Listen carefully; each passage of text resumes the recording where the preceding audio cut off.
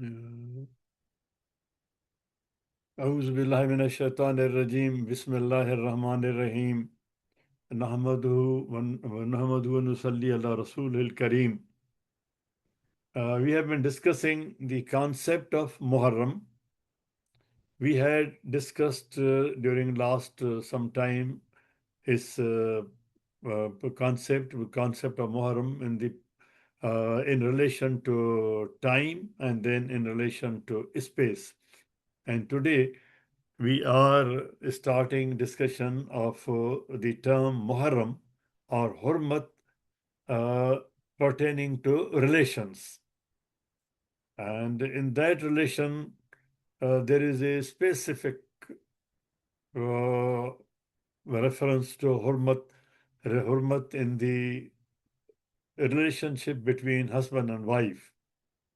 Uh, I will not discuss other relationships in detail, but maybe uh, during the coming couple of weeks, we'll discuss the special relationship where Hurmat is involved in certain aspects of behavior and interrelationship during the coming weeks between husband and wife. Now, concept of Hurmat, even in certain aspects of spousal intimacy, even separation, when they are separated, divorce and death. And there are certain other aspects also, but I'll limit to this, for which certain time frames have been prescribed and they are referred as iddat. Why I am discussing this issue is that during my experience as counselor, I have seen many women who face this situation of iddat. They seem to be very anxious, and there is very specific agitating questions, that why there is iddat, why they should observe iddat. So today I will not discuss from the Quranic terminology. That I will discuss, inshallah, Allah willing, separately. Because if I start discussing from Quran, then you already know this and many people know about it. So based on my experience, when I discuss with them from Quran, from Sunnah, I find sometimes a bit of rebellion, that why only for the women this has been prescribed and why not for men? They raise these questions also. They agitate rather, and they try to explain to them. When I fail to convince them from religious point of view, which they don't believe in because of their perspective in the society where they are living now, particularly now, then I try to explain to them certain scientific aspects, medical aspects, psychological aspects. So today I will not explain all these things, because there I have to, when I find that I have failed on convincing them on medical grounds, then I may discuss with them psychological grounds and then social grounds and other things. I just make an effort, but here I'll just try to point out some of the aspects pertaining to this issue. Uh, and I leave it to your own research to see that Allah subhanahu wa ta'ala in his wisdom, why he has prescribed this particularly for a woman, and rightly so. Now, as I said that today I will not start the discussion from the ayat. I'll come to these things afterwards, inshallah, Allah willing. There is one term called microchimerism. It is the presence of a small number of cells in a woman that have originated from another person, say man, and are therefore genetically different from the genes and DNA of that woman in which those genes are found.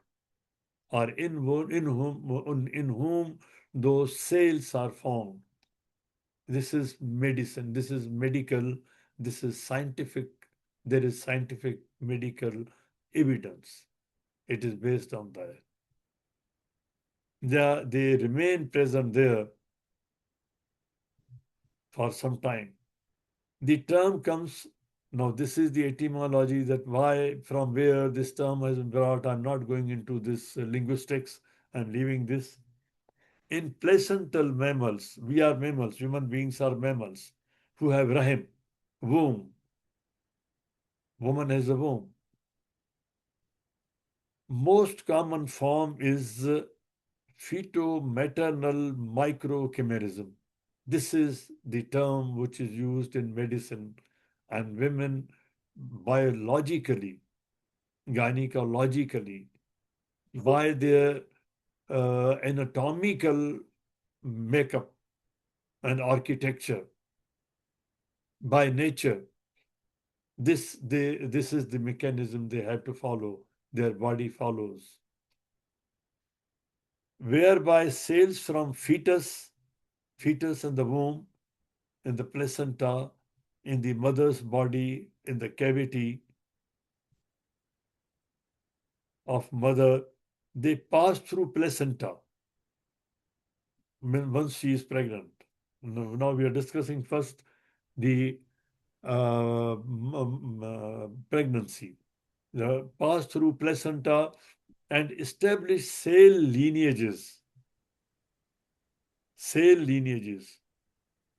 within mother.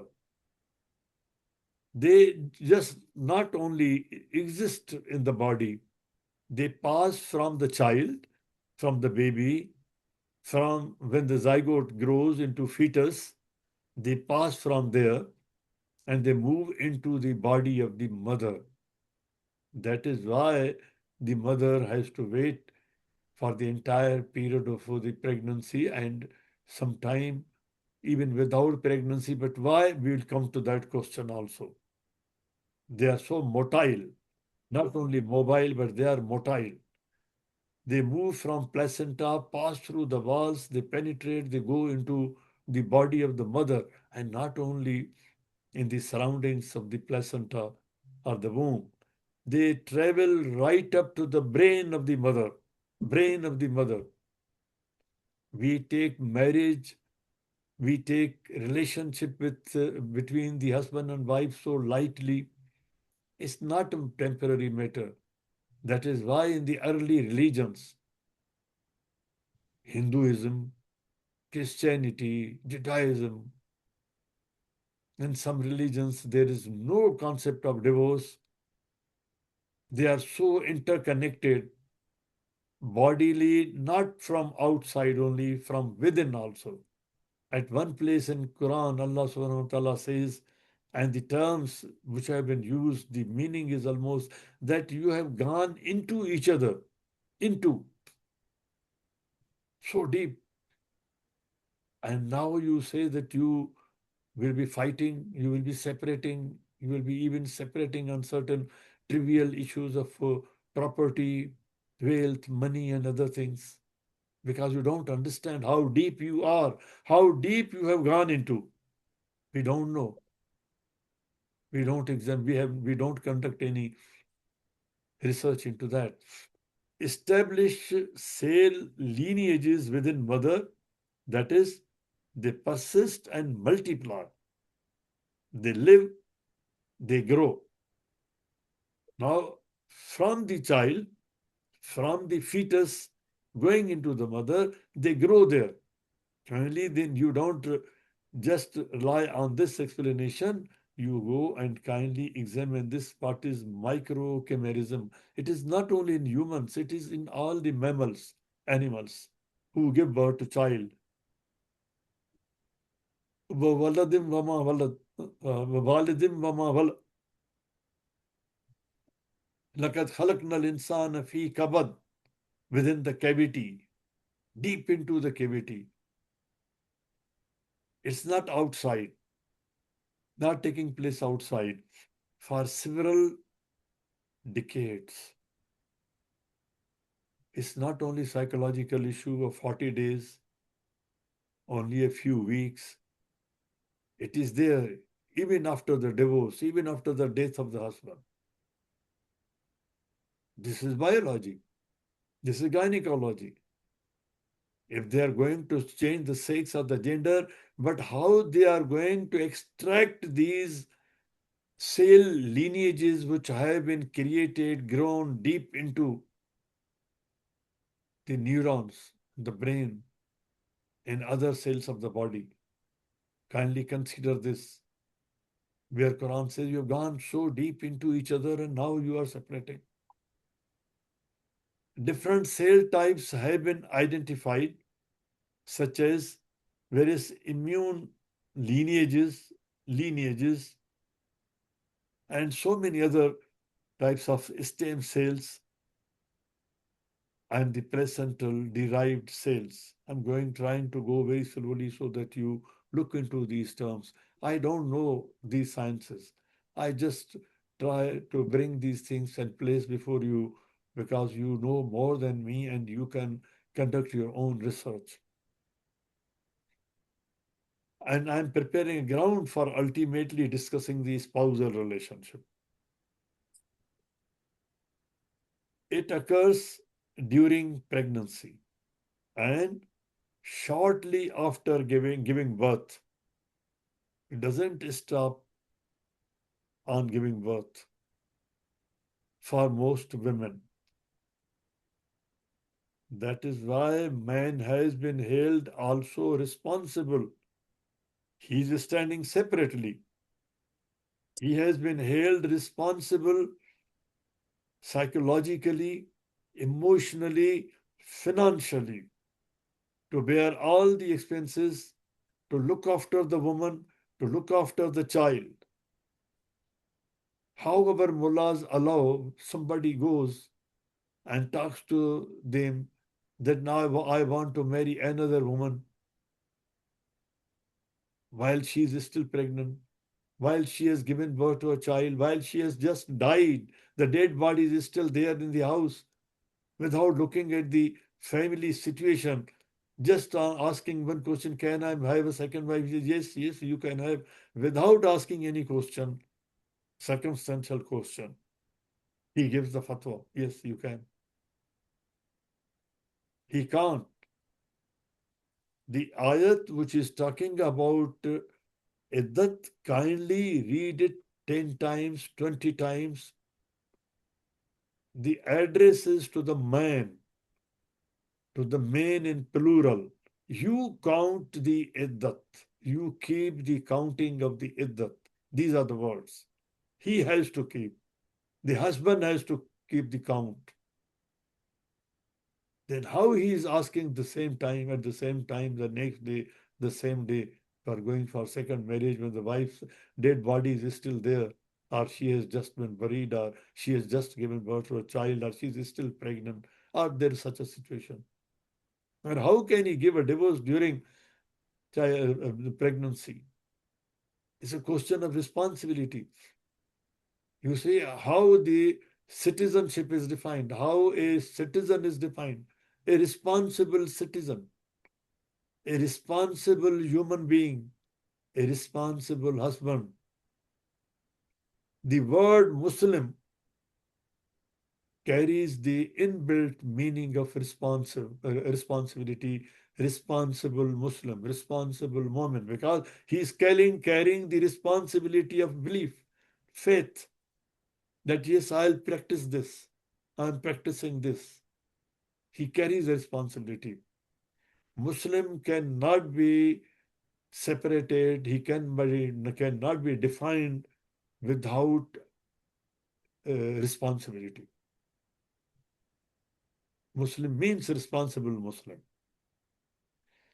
Shortly after birth, for most women, according to one hypothesis, fetal cells come to injured or diseased maternal tissue during pregnancy. There are so many other breakages which take place where these cells repair. God has created this mechanism for the benefit of the woman. It's not for her disadvantage, but it is for her benefit. And they work as stem cells. They participate in the repair. That is why they are there. They are in the brain. And you will see how Allah subhanahu wa ta'ala has created a repair mechanism. But the point here, I'm just discussing only one aspect, that another person's cells, genes, DNA, their pieces, they remain in the body of the woman. That is why there are certain periods have been prescribed for separation. Microchimerism had also been shown to exist after blood transfusion. This is a biological process. Fetal maternal microchimerism is prevalent after abortion or miscarriage. The poor woman who is demanding equality. And in that process, she is demanding abortion, right of abortion, miscarriage. Okay, she has given, she has used abortion or miscarriage, induced abortion, but still she is carrying certain thing inside her body. Even up to the brain, she is carrying something. And for decades, she carries it. And for life, she carries it. It's not an ordinary thing.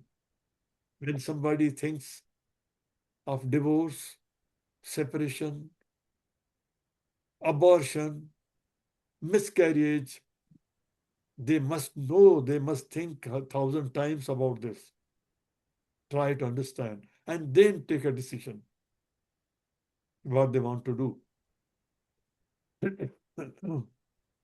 It is in the brain. Studies have identified male DNA in brains of humans, women, who have previously been pregnant with a male fetus, cells, which have migrated, passed through the placenta and migrated, traveled up to the brain. Kindly deny this research. But when I place this before these ladies, and including doctors, then slowly and gradually someone is convinced on medical grounds, the other is convinced on psychological grounds, the other one is convinced on certain other social grounds. That is how slowly and gradually, bit by bit, the numbers increase who try to mend their married lives and live together. Try to live together. Alzheimer's disease studies support that the more fetal derived cells present, the lower the chance of patient having having to acquire Alzheimer's. Allah has provided this a protection as a protection. It is not to the disadvantage of the woman that these cells have traveled. These cells have traveled to repair the internal damage which she is suffering not only from pregnancy, even if she is not pregnant, she has been in interrelationship with somebody, and there has been some emotional, psychological, or internal interaction. There has been wear and tear. There have been certain impacts and imprints are left inside.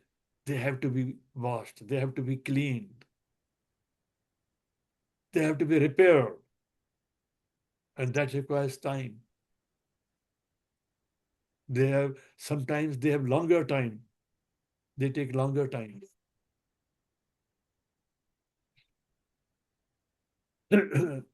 Systematic immunological changes occur in pregnant women. For example, condition of women suffering from autoimmune disorders improves during pregnancy. So I leave it to you, I'll not go into those details. Expanded immune tolerance persists in both mother and offspring after birth and allows microchimeric cells to be retained in tissues. Why they are retained into tissues? They are retained to the advantage of the mother. It is not for disadvantage. It is for for the advantage. But the point here is that when she or the husband decides that we are separating, they are not just separating two dead tools, dead bodies, but they have gone so deep into each other. And Quran points out to this thing. You can't separate. You remain within for decades. It's not just emotional. There are certain benefits. I'm not going into these details, but this just to convince the women that why this Allah subhanahu wa ta'ala, why He has given this biology to them or gynecology to them. There are many many benefits. I'm not going into because this is not the lecture for that.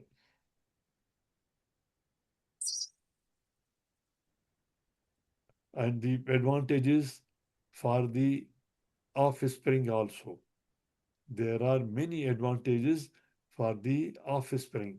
When they travel to the brain of the mother, they travel into the blood of the mother, they then have certain actions in the blood, in the milk, when she feeds, and how they promote, take care of the offspring after birth. Seeding of maternal breast tissue may promote lactation, seeding of brain may enhance maternal attention, psychology. Why, when I try to tell them that it is very important for a woman of the bearing age to bear a child, to become pregnant from the husband, to bear a child, to give birth to a child, to rear a child. It is to her own advantage, to the advantage of her health and the advantage of the baby. Without knowing these sciences and Christianity, even during the Roman Empire, there were laws that the woman marries, refused to marry, she could be jailed, sent to prison. If she married and she refused to bear the child of her own will, there's a natural reason that's different. But if she said, no, I will not bear the child, she could be punished, sent to prison. They did not know the science. They were acting on the basis of the prescriptions given in the Bible. It's the same line which is coming to Quran. And these are not my findings. There are references available. You can conduct your own research. Sperm cells remain in the female reproductive tract for about a week as sperm. I'm just now talking about the sperm. Before this, I was talking about the cells and the stem cells and the body cells traveling within the mother. There's potential for sperm cells to remain viable even after exposure to acidic conditions. Usually, doctor tells the woman, "Oh yes, they're due to the acidic conditions. If the sperm has not traveled to the womb, if it has remained in the fallopian tube, so it's not harmful." But there are many cases where the zygote is formed within the fallopian tube, and it remains attached to that fallopian tube without going to the womb and attaching to the roof of the womb, which Quran has also described, which could extend the time frame for the collecting DNA evidence several days post intercourse. In courts, we have seen this evidence that after not only after 7 days, But after many days, this evidence, which was extracted, which was found, and which was validated through various other forensic means, like so many DNA tests have now appeared. Sperm is made up of two parts. Now, this we have to see, understand. The head, which contains the genetic material. The head of the sperm contains the genetic material. And the tail, it just propels the cell to move and run, and it moves so fast. It's called motile. It doesn't remain at one, it just shoots and runs, races. It races where? It races towards the ovum. Who gives the direction to find that? Go in that direction. It doesn't go into the opposite direction. It doesn't go left and right. It goes straight. Here I may tell you one interesting example. I had narrated sometime, but that was another aspect. Today I'm narrating the another aspect. Turtles. When I was security wildlife, we used to conduct experiments on turtles. The turtle comes during, say, September, during this season on the shore, digs, she works very hard to dig a trench, like say something like trench, and then a tube in it, and she lays the eggs about 100 to 150, then covers it earth, buries it, goes back, never comes back. It looks like everything is now flat with the earth. After 40 days, 40 hatchling, the 100 or 150, whatever the number of eggs, hatchlings come out. They penetrate through those 4 or 5 feet of earth, come on the surface. They start running towards the sea. Now, if you catch them and you place them away in the same different direction, left or right or backwards, you place them at other place, they still change their direction. They start running towards the sea. How they see the sea? In between there is land, there is sand. The water may not be visible, but still they run towards that. This is not the end of the story. There is a difference between those hatchlings which are allowed to travel on their own and find the water, they go into the water and start swimming, and those which were intercepted. Their direction was changed. They were not allowed to run on their own feet. They were just taken in the trough and then they were put in the sea. And all these hatchlings, they were tagged, they were numbered. When they grow up, they go up to Australia, say from Pakistan to Australia. They return. Those who were given, those who had come out of those eggs as hatchlings, they came to the surface and they ran themselves to the sea. They come back to the same spot, same shore, same coast to visit their home, birthplace. But those who were intercepted, taken in the trough, they had not taken the map, they had not preserved the map in their brains. They were just taken and thrown into the water. They don't come back to the birthplace. This is the science of Allah subhanahu wa ta'ala. Subhanallah. How it happens. The story started how the zygote, how this sperm, who has the genes in the head, he wants to deliver. It is the responsibility. It is the responsibility of each sperm. Even at the cost of its death, it will die while running. While reaching there, it has to compete with millions of other such heads and die. The superior one, the selected one, the best of the best, who can survive, he reaches and then he fertilizes the ovum. All others die. Is it without a purpose? Look at the science. So here, this was just by the way that I mentioned. When a sperm cell enters the female reproductive tract, the head attaches itself to the lining of the uterus. Quran says this. They attach to the roof. While the tail remains outside, tail does not go into the skin, into the uterus lining. This allows sperm cells to remain alive within their host environment for days at a time. This science. That is why we are able to get the evidence in forensic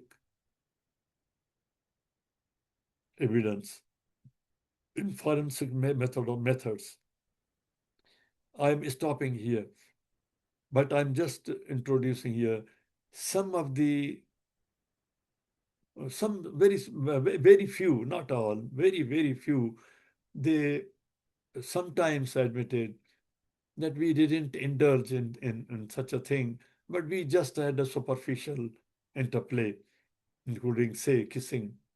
But it has its own effects. And even it has lingering effects, not only superficially, but within the body. Man and the woman both have to be careful in interactions. As responsible persons, as responsible Muslims, the story doesn't end there that I just kissed and then we left. The story doesn't end there. It carries its own effects, long effects, lingering effects, and there can be harmful effects medically also. God willing, we'll continue this till we come to the spousal relationship specifically, and then we discuss with reference to the ayat of Quran. Allah willing. Subhana rabbika rabbil izzat amma yasifun wa salamun alal mursaleen walhamdulillahi rabbil alameen. اللهم صل وسلم وبارك على سيدنا محمد وعلى آله وصحبه. اللهم اهدنا فيمن هديت وعافنا فيمن عافيت وتولنا فيمن توليت وبارك اللهم لنا فيما أعطيت وقنا واصرف عنا شر ما قضيت فإنك يا ربنا تقضي بالحق ولا يقضى عليك. اللهم ادخلنا برحمتك في عبادك الصالحين. اللهم اخرجنا من ظلمات الجهل والوهم إلى نور العلم. اللهم علمنا ما ينفعنا وانفعنا بما علمتنا وزدنا علما. اللهم اجعلنا ممن يستمعون القول فيتبعون أحسنه. اللهم اكفنا بحلالك عن حرامك وبطاعتك عن معصيتك وبفضلك عمن سواك. اللهم بفضلك ورحمتك أعلي كلمة الحق والدين. اللهم انصر الإسلام وعز المسلمين يا أكرم الأكرمين. Oh Allah, spread your mercy upon us, shower us with your blessings, increase our knowledge, grant us forgiveness, and reward us with the company of the prophets in the Firdaus al-A'la. Oh Allah, purify our hearts, strengthen our faith, increase our knowledge, and make us benefit from what you have taught us. Oh Allah, forgive our parents and all our friends and relatives who have passed away. Oh Allah, make their graves garden from heaven and grant them the Firdaus al-A'la. Oh Allah, we have many of our friends and relatives who are sick. Oh Allah, grant to all of them full and speedy recovery. Oh Allah, guide our children, protect them, and make them righteous. Oh Allah, grant us the power and the ability that we may be grateful for the favors you have bestowed upon us and our parent, and that we may do righteous deeds that are pleasing to you. Oh Allah, we seek from you all of the good, whether we know it or we don't. And we seek your refuge from all evil, whether we know it or we don't. Oh Allah, we seek refuge in you from incapacity, from laziness, from fear, from greed, from poverty, and from the torment of the grave. Oh Allah, we have many of our brethren who are living under oppression and injustice.